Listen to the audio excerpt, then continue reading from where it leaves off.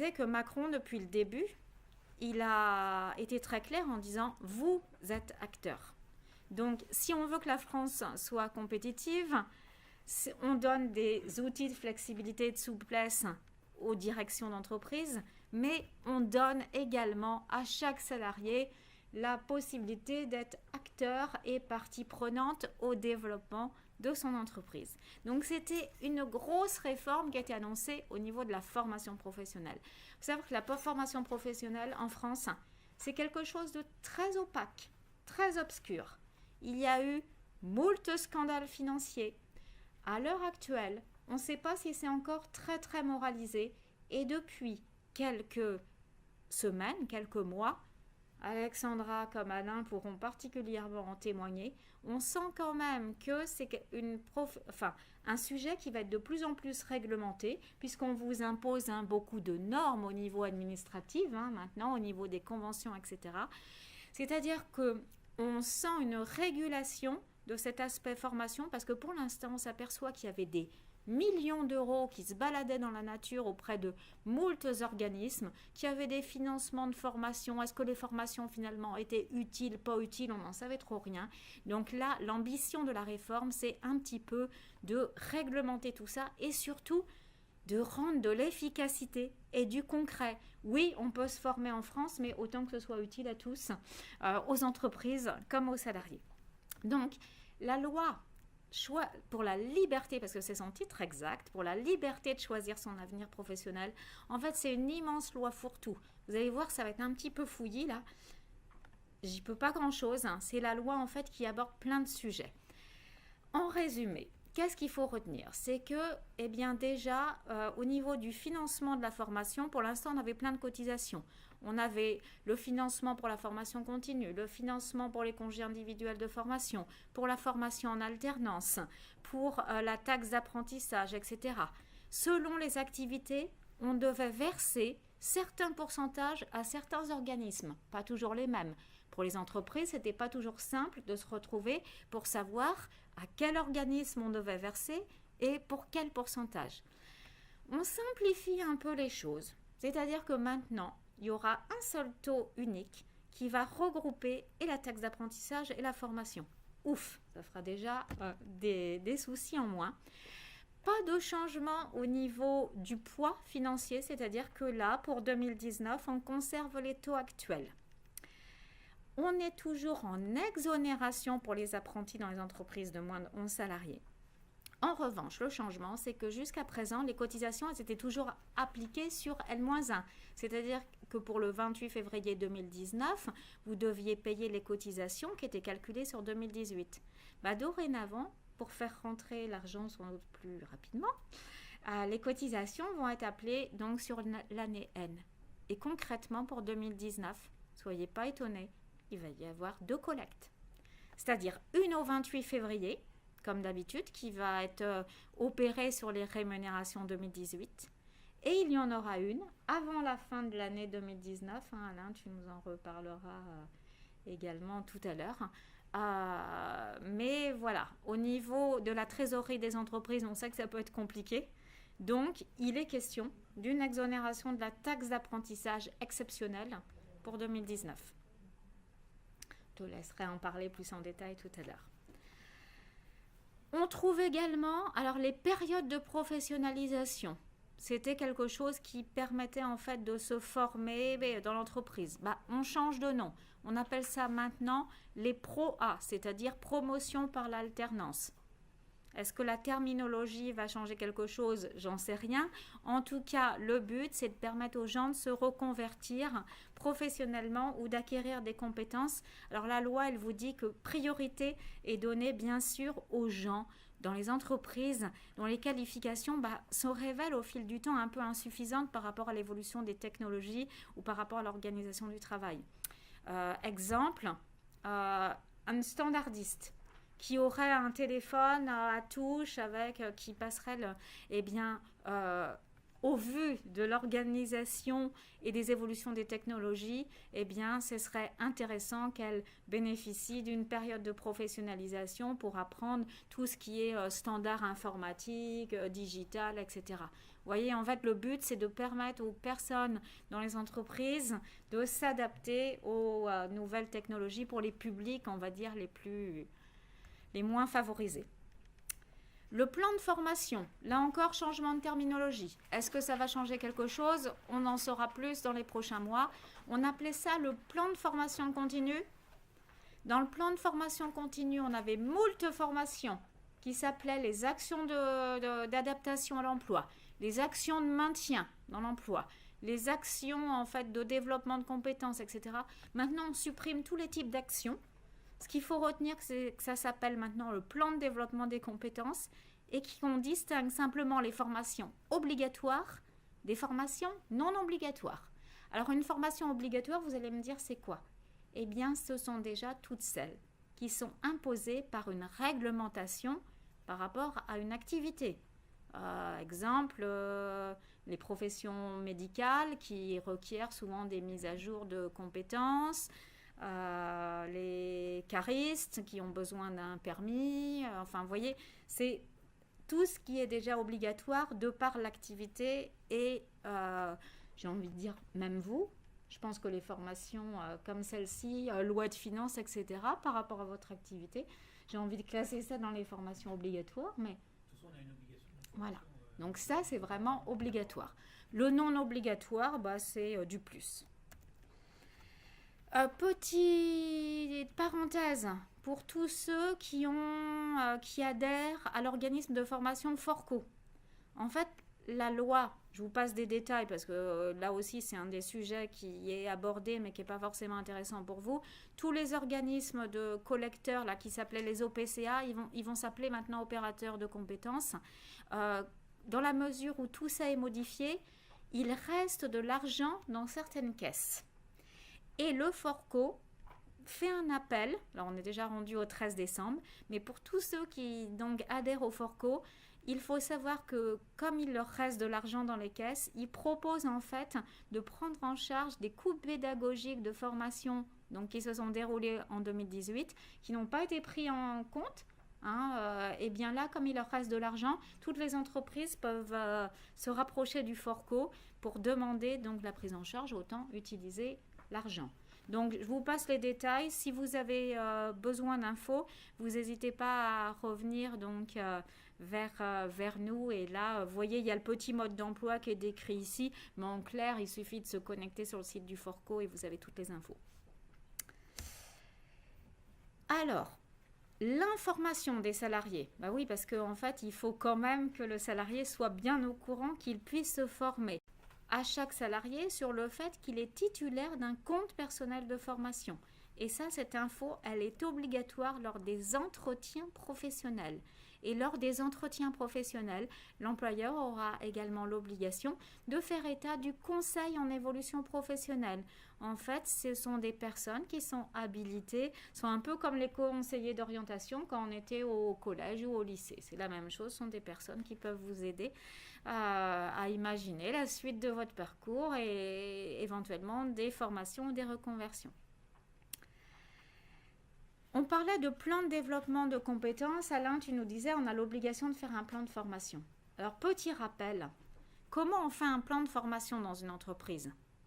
C'est obligatoire, mais comment on le fait?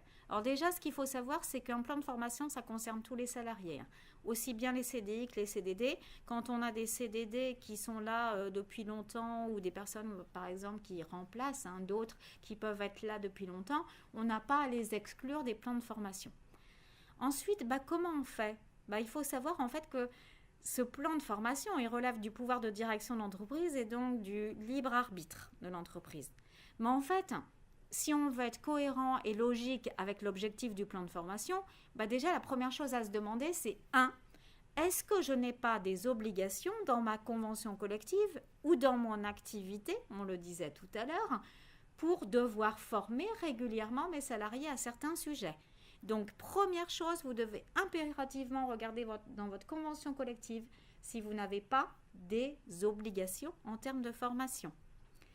2, vous avez quand même l'obligation, on le disait tout à l'heure, d'assurer le maintien de l'employabilité de vos salariés. C'est-à-dire que vous employez quelqu'un depuis 15 ans, 20 ans, vous ne pouvez pas le cantonner à certaines tâches et faire en sorte que votre salarié se trouve complètement décalé du monde technologique, etc. Vous devez veiller à toujours actualiser ses connaissances. Ça, c'est important dans votre démarche. Ensuite, vous avez tout ce qui est formation sécurité. Là, toutes les entreprises sont concernées, certaines plus que d'autres. Donc attention, il faut toujours former un nouveau salarié, un nouveau stagiaire. C'est obligatoire. Vous devez l'accueillir et lui assurer une formation sécurité qui soit appropriée à votre cadre. Ensuite, quand on a été absent pour congé parental, eh bien là encore, dès qu'il y a eu des changements dans les méthodes, dans les organisations, dans les emplois, c'est obligatoire d'aller former les personnes pour qu'elles se remettent à niveau. Et j'ai envie de dire que si on veut bien faire les choses, eh bien, à tout niveau, on peut faire de la GPEC. La GPEC, c'est la gestion prévisionnelle. En fait, ce qu'il faut se dire, c'est mon entreprise. Vers quoi je tends? Quelles sont mes orientations? J'ai envie de faire ça. OK, mais alors, en fonction de mes orientations, il va y avoir des répercussions sur les emplois.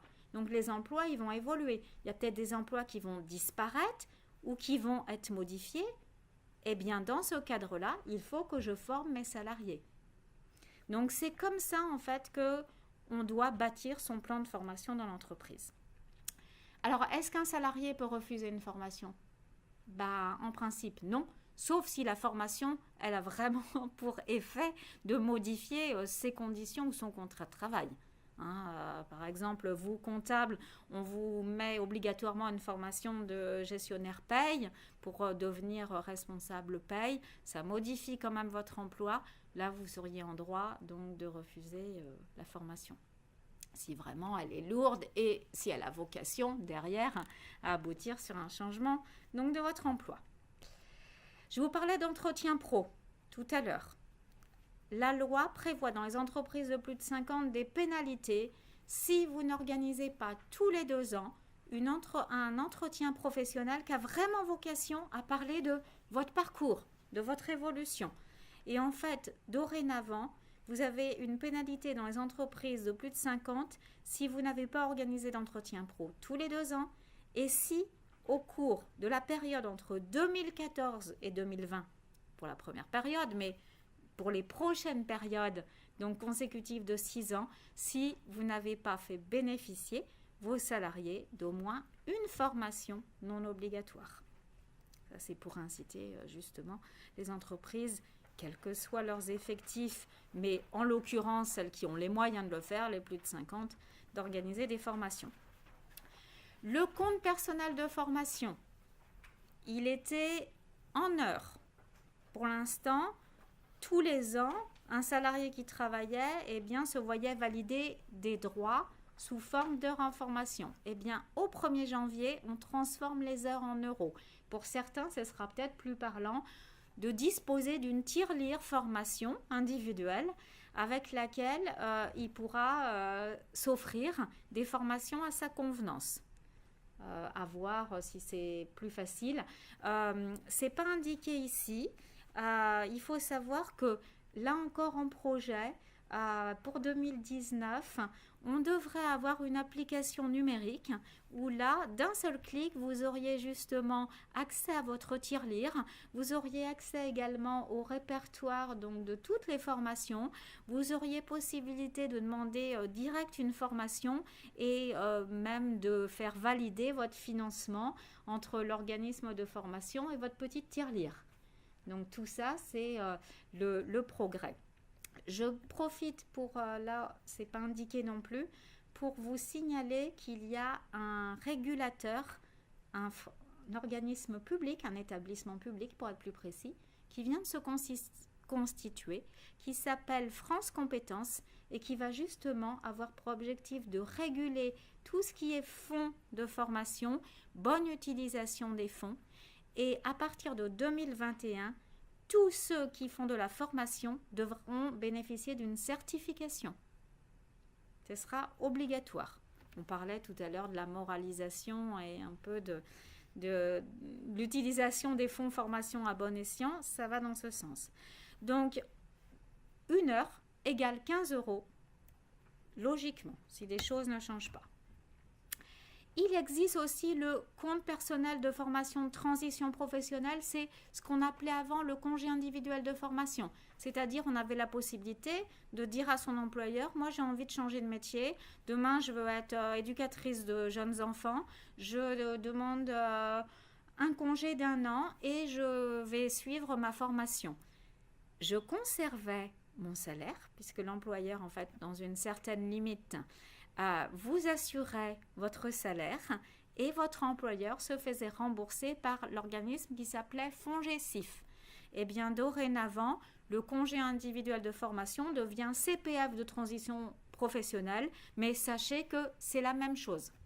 Je préfère vous dire, parce que demain, vous allez lire des choses, ou vous allez voir des bordereaux, vous allez dire, mais c'est quoi? En fait, c'est l'équivalent, CPF de transition professionnelle, c'est exactement l'équivalent de congé individuel de formation auparavant, mais c'est la terminologie qui, à mon sens, qui est le changement le plus notable.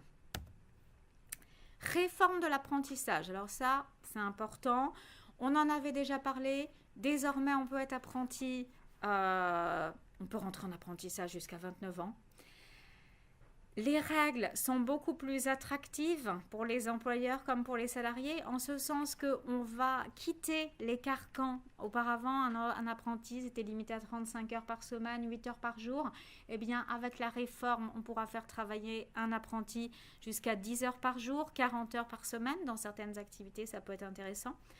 Au niveau des hôtels, cafés, restaurants, grosse réforme aussi par rapport aux bars, c'est qu'on avait des soucis par rapport aux mineurs dans les apprentissages, dans les débits de boissons. La durée de l'apprentissage qui va être à la carte, on pourra rentrer en cours d'année, on pourra faire des contrats de 6 mois, 2 ans, 3 ans. Les durées des contrats d'apprentissage qui souvent, jusqu'à présent, c'était plutôt 1 an ou 2 ans, eh bien, en fonction du profil ou du niveau de compétence de la personne, eh bien, elles seront adaptées. Donc, ce sera vraiment du sur-mesure. On pourra rompre beaucoup plus facilement un contrat d'apprentissage. Pour l'instant, c'était très, très réglementé. L'apprenti pourra même démissionner, sous réserve quand même de passer avant devant un médiateur.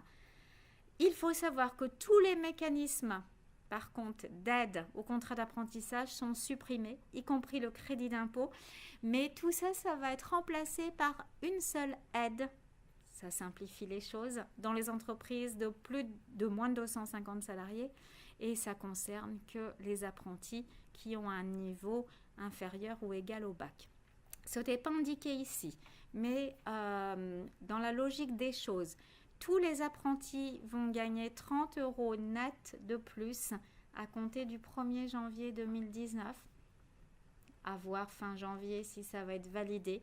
Et je voulais également signaler que pour les plus de 26 ans, la rémunération minimale des apprentis sera égale au SMIC. Les travailleurs handicapés, là aussi le but c'est de simplifier les choses et de renforcer l'emploi des handicapés. Parce que malheureusement, il y en a encore beaucoup qui ne trouvent pas de travail. Le but, là encore, d'Emmanuel Macron, c'est on ne laisse personne sur le bord du chemin. Donc, vous voyez, on fait tout pour que tout le monde trouve sa place dans la société économique. Alors, dorénavant, toutes les entreprises, quel que soit leur effectif, devront déclarer leurs travailleurs handicapés. Jusqu'à présent, ça ne concernait que les entreprises de plus de 20.